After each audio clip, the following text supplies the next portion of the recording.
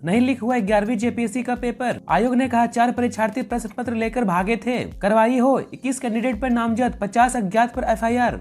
झारखंड लोक सेवा आयोग द्वारा राज्य सिविल सेवा के 342 पदों के लिए रविवार को प्रारंभिक परीक्षा रांची समेत राज्य के 24 जिलों के 834 केंद्रों पर हुई थी। फर्स्ट सिटिंग का पेपर आउट होने का आरोप लगाते हुए अभ्यर्थियों ने विरोध प्रदर्शन किया था। धनबाद, जामताड़ा और चतरा में अभ्यर्थियों ने हंगामा भी किया था।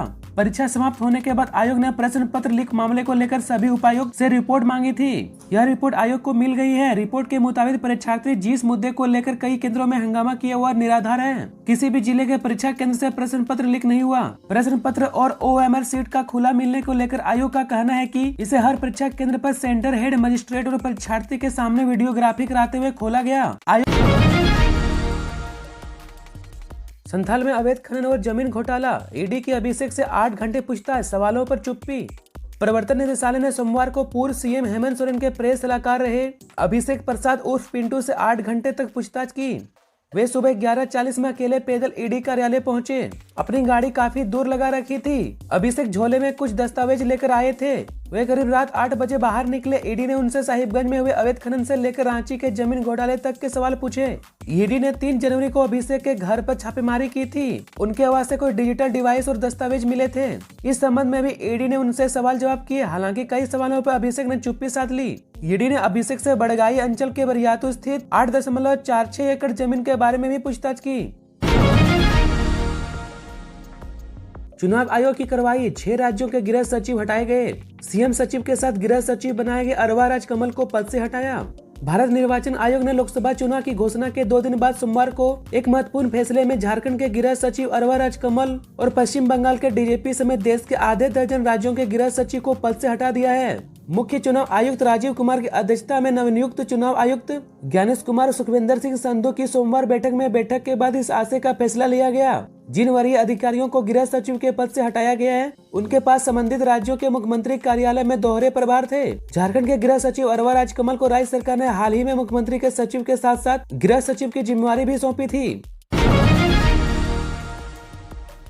वंदना दादेल होंगी नई होम सेक्रेटरी। सरकार के निर्वाचन आयोग को भेजे गए 3 नाम, कार्मिक और वन विभाग की संभाल रही जिम्मेदारी। झारखंड की नई होम सेक्रेटरी वंदना दादेल होंगी। केंद्रीय निर्वाचन आयोग ने इनके नाम पर सहमति दे दी है। राज्य सरकार की ओर से 3 नाम निर्वाचन आयोग को भेजे गए थे। 3 नाम में एक नाम वंदना दादेल का भी था।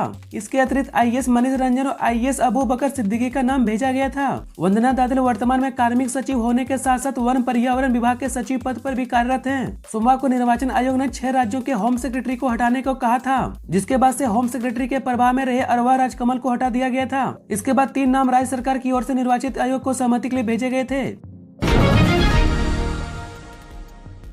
25 मई को चुनाव, प्रशासनिक स्तर पर तैयारी शुरू। धनबाद में भाजपा और कांग्रेस से योद्धा कौन, इस पर अब भी सस्पेंस।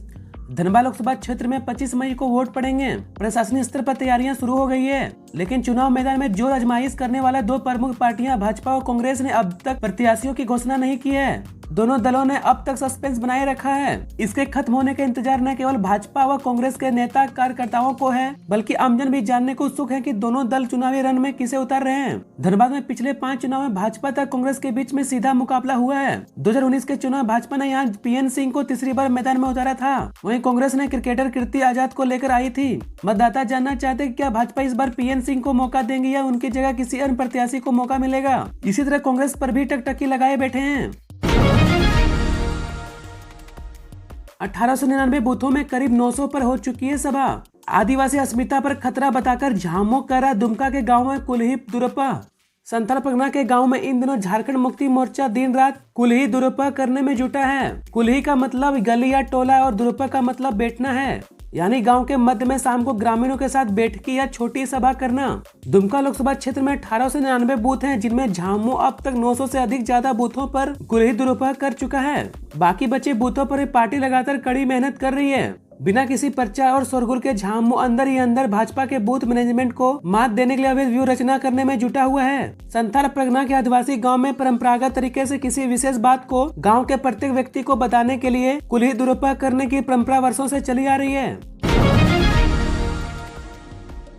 राजमहल सिंहभूम ऐसी सीट है जहां सबसे कम उम्मीदवार का रिकॉर्ड। 2009 में सबसे ज्यादा 249 प्रत्याशियों ने लड़ा था चुनाव। धनबाद से 32 चुनावी मैदान में थे।